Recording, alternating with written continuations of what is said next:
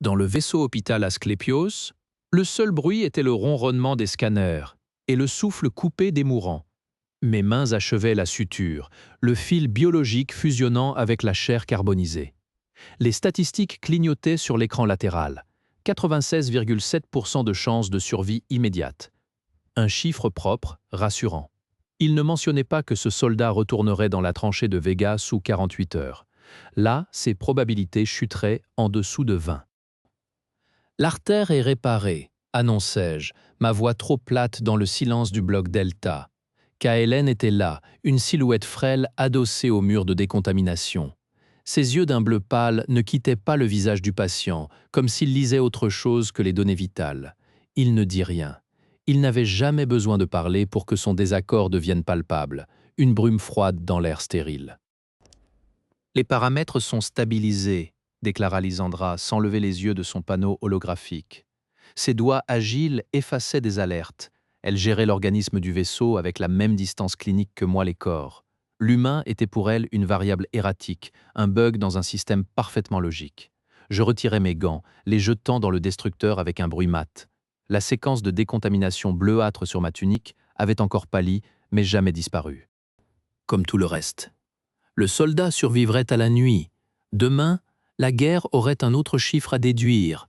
Ma décision était mathématique, propre. Elle ne sentait pas le sang familial, ne portait pas le visage de mon frère. Alors que j'éteignais les écrans, une vibration anormale, sourde et profonde, fit trembler les instruments sur leur plateau. La vibration se transforma en un gémissement métallique, puis en un hurlement d'alarme. Les lumières vacillèrent, passant au rouge strident d'un état d'urgence de catégorie oméga.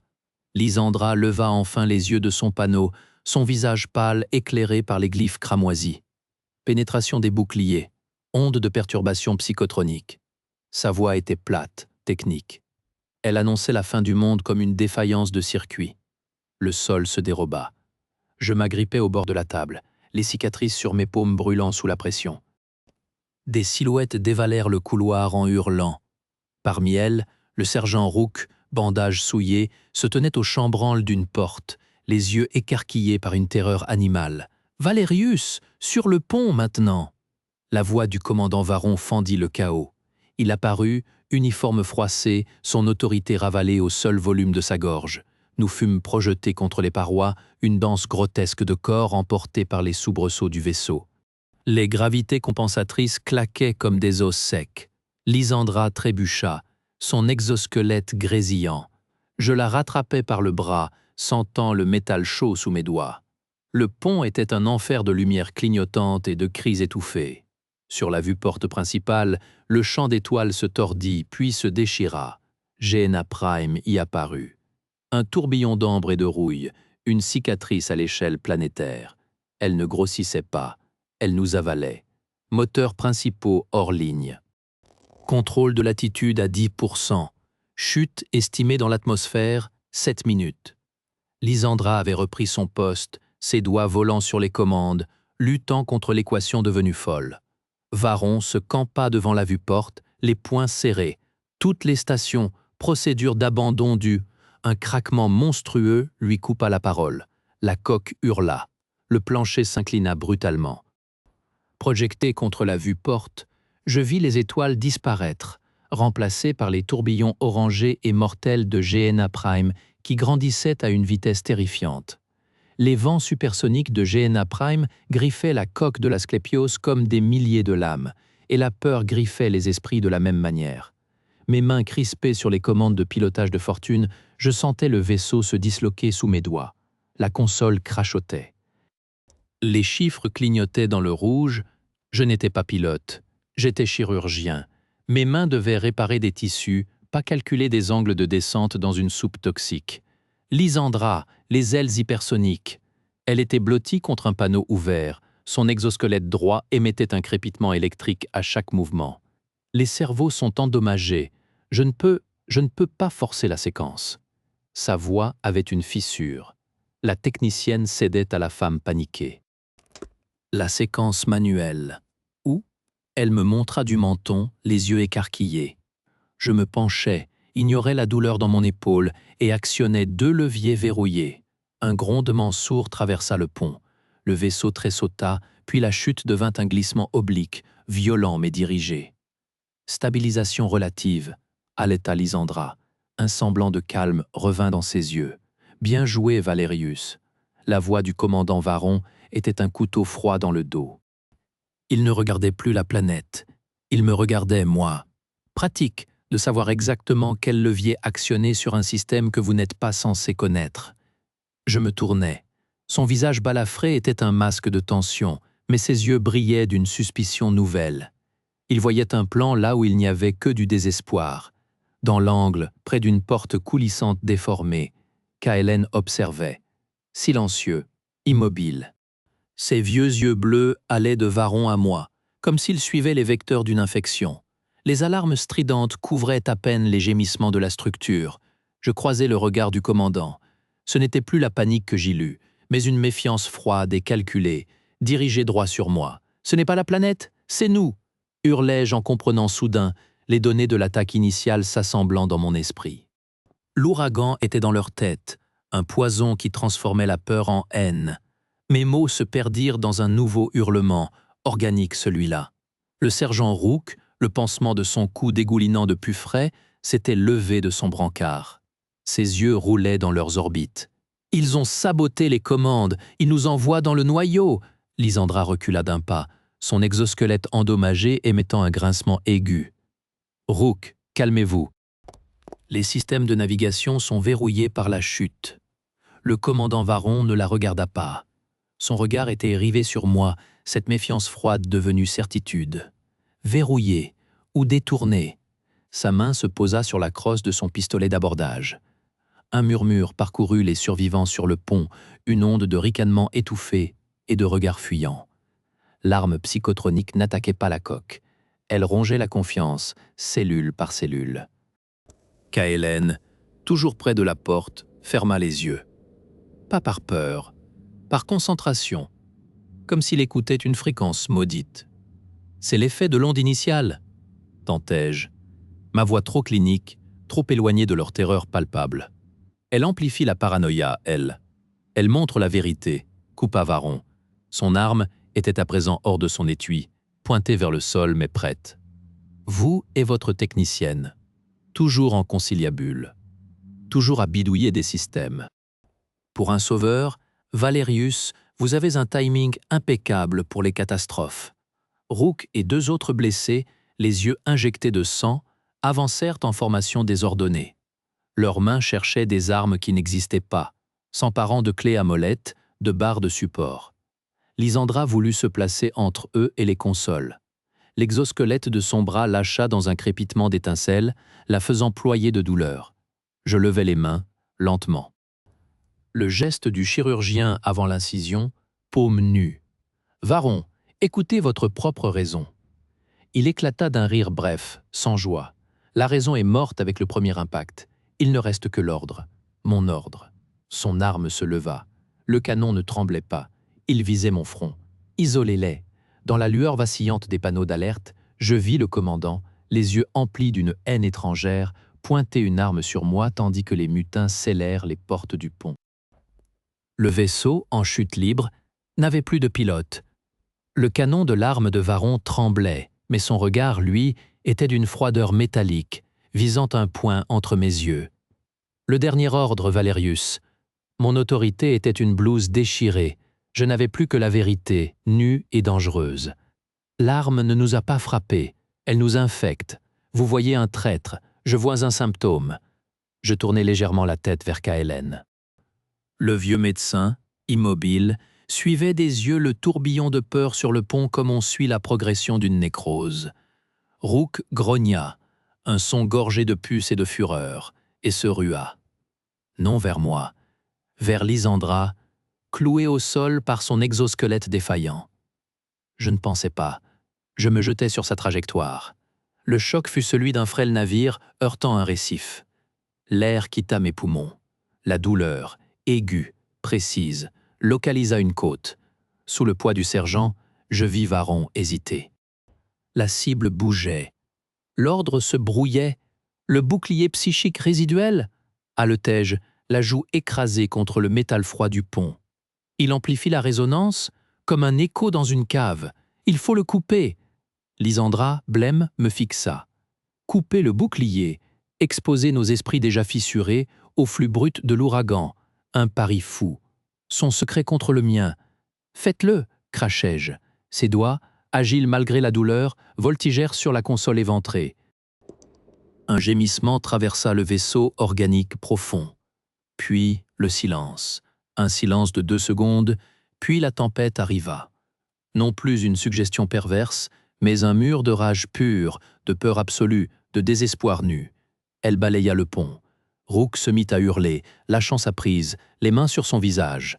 Varon vacilla, son arme pointant soudain vers le vide, ses yeux écarquillés d'un horrible discernement. L'assaut dura une éternité subjective. Quand il se retira, il ne restait plus que l'écho de nos propres blessures, douloureusement familières. Alors que les hurlements mentaux s'éteignaient pour laisser place à un silence intérieur meurtri, épuisé, je vis dans les yeux de Varon non plus de la haine, mais un abîme de honte. L'équipage était libre, mais le vaisseau mourant s'enfonçait toujours plus profondément dans la géante.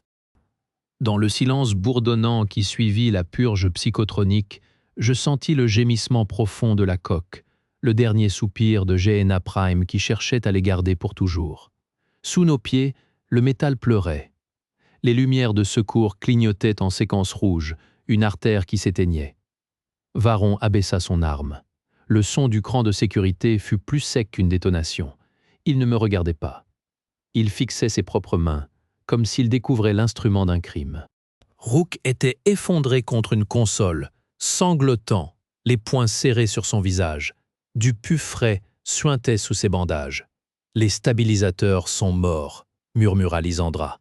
Sa voix était plate, mécanique. Son exosquelette droit pendait, un membre fantôme. Elle tripotait un panneau ouvert, les doigts tremblant légèrement. La pression externe dépasse les tolérances structurelles dans 3 minutes. Nous sommes aspirés. KLN se tenait près du viewport fissuré. Il ne regardait pas la tempête de méthane. Son regard pâle balayait l'intérieur du pont, lentement, comme s'il suivait les vecteurs d'une infection qui venait de se retirer. Il hocha la tête une fois, pour lui-même. Le pari. Il ne restait que le pari. « Lysandra, dis-je. » Ma propre voix était éraillée, usée. La modification non autorisée, le détournement du noyau médical. Elle se figea. Ses yeux, cernés, rencontrèrent les miens avec une terreur nue. Son secret. Maintenant, ajoutai-je, détourne toute l'énergie des régénérateurs tissulaires, des stérilisateurs, de tout le circuit médical secondaire. Envoie-la aux propulseurs de manœuvre dorsaux. C'est théorique.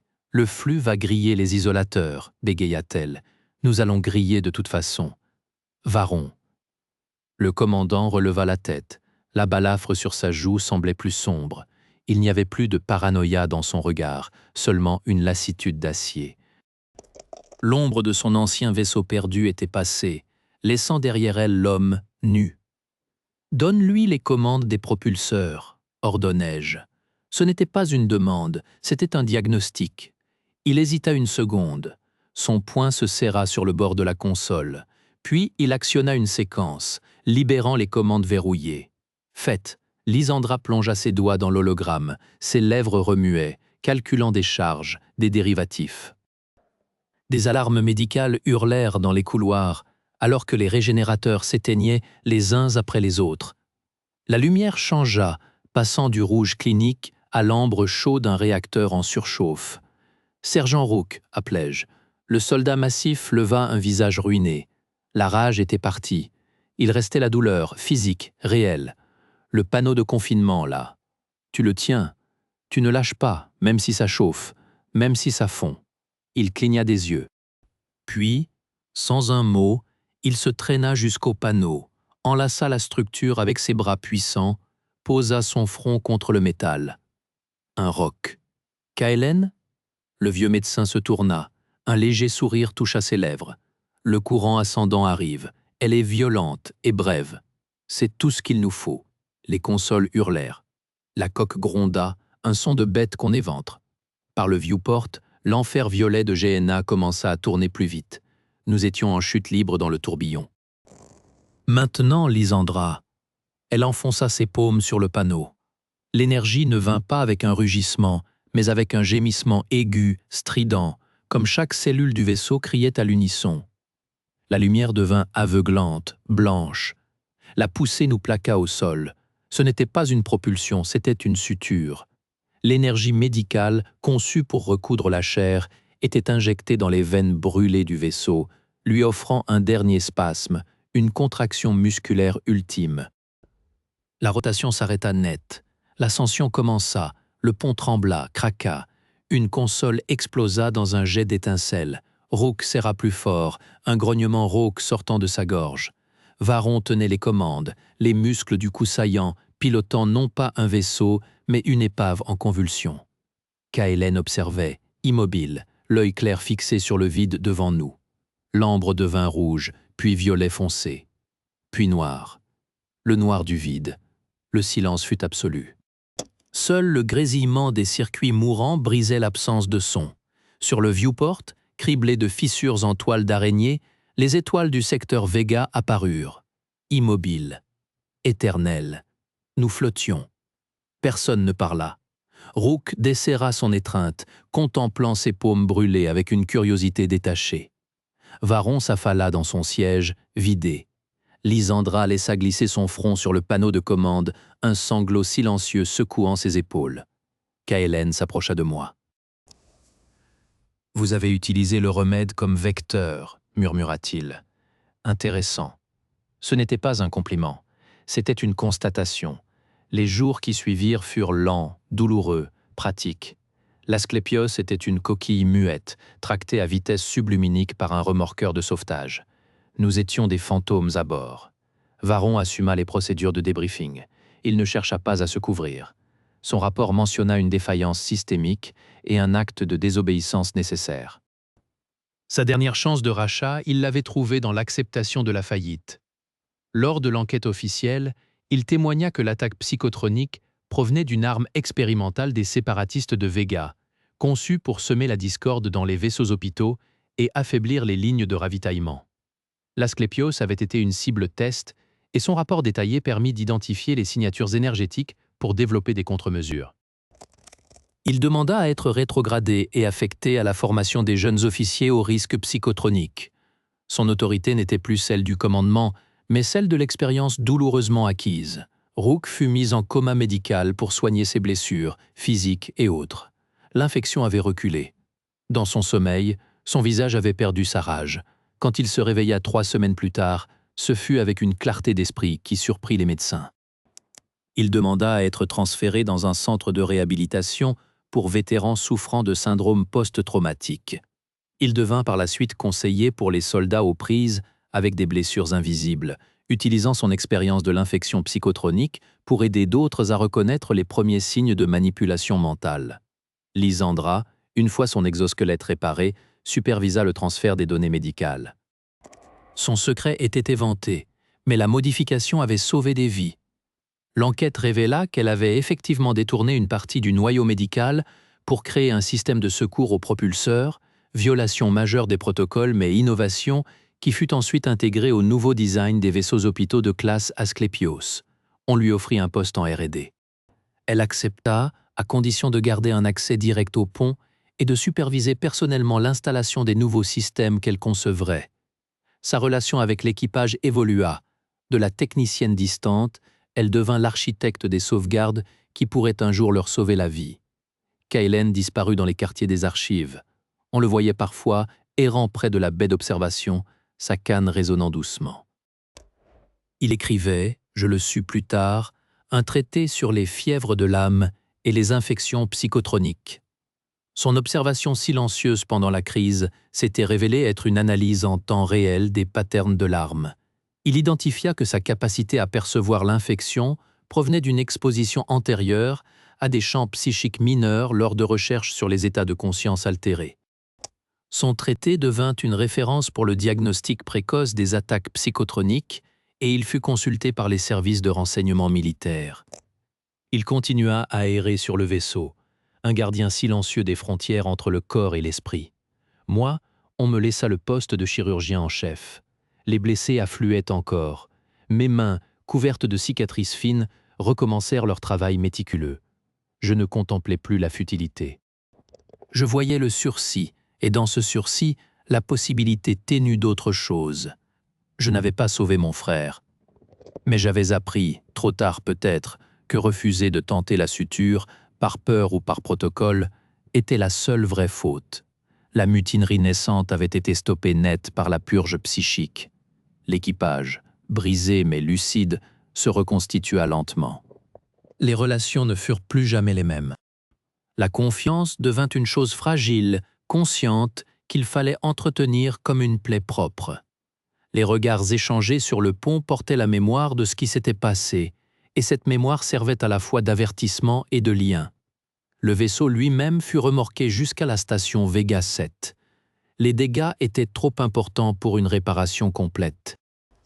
L'Asclépios fut désarmé, mais son nom fut donné à une nouvelle classe de vaisseaux hôpitaux équipés des modifications de Lysandra et des protocoles de détection psychotronique inspirés des travaux de KLN. La coque fissurée devint un monument dans le jardin mémorial de la station, un rappel silencieux que les plus grandes menaces ne viennent pas toujours de l'extérieur. Quant à l'attaque elle-même, l'enquête révéla qu'il s'agissait d'une arme psychotronique à large spectre développée par les séparatistes. Son but n'était pas la destruction physique, mais la désintégration sociale. Elle amplifiait les peurs préexistantes, les soupçons latents, transformant la cohésion en paranoïa. L'Asclépios avait été une cible test, et les données de notre survie permirent de développer des boucliers psychiques améliorés et des protocoles de contre-attaque. L'origine de l'arme fut tracée jusqu'à un laboratoire clandestin sur une lune de Vega, qui fut neutralisé dans les semaines qui suivirent.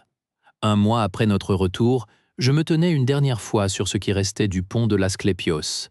Les réparations temporaires grésillaient doucement. Par le viewport fissuré, je contemplais les étoiles du secteur Vega. Elles étaient les mêmes qu'avant, mais je ne les voyais plus de la même manière. Lysandra vint me rejoindre, son exosquelette maintenant parfaitement silencieux. « Ils vont démolir la coque demain ?» dit-elle doucement. Je hochai la tête. Les souvenirs restent. Et les leçons. Nous restâmes un moment en silence, puis elle ajouta « Merci de ne pas m'avoir dénoncé plus tôt. Merci d'avoir su quoi faire quand j'en ai eu besoin. » Varon nous rejoignit, son uniforme sans un signe de commandement. Il regarda le viewport, puis nos visages. « Je demande mon transfert pour la station de formation demain, annonça-t-il. Ils ont besoin de quelqu'un qui a vu l'ennemi de l'intérieur. C'est une bonne chose, dis-je. Il me regarda, et pour la première fois, je vis autre chose que du commandement ou de la honte dans ses yeux. De la reconnaissance. Vous auriez dû me frapper plus tôt, Valerius. Vous ne m'auriez pas écouté. Il esquissa un sourire triste. Non, probablement pas. KLN apparut dans l'embrasure de la porte, appuyé sur sa canne. Il ne dit rien, se contentant de regarder notre petit groupe. Son hochement de tête était à peine perceptible, mais il disait tout. Tarek Valerius, qui avait passé sa vie à recoudre la chair, contempla les étoiles par le viewport fissuré.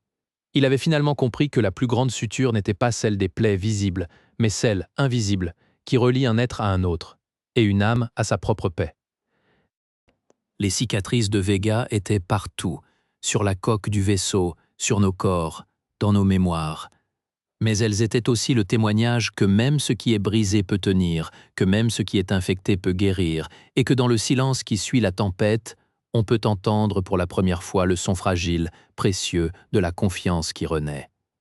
Je tournai le dos au viewport et quittai le pont pour la dernière fois.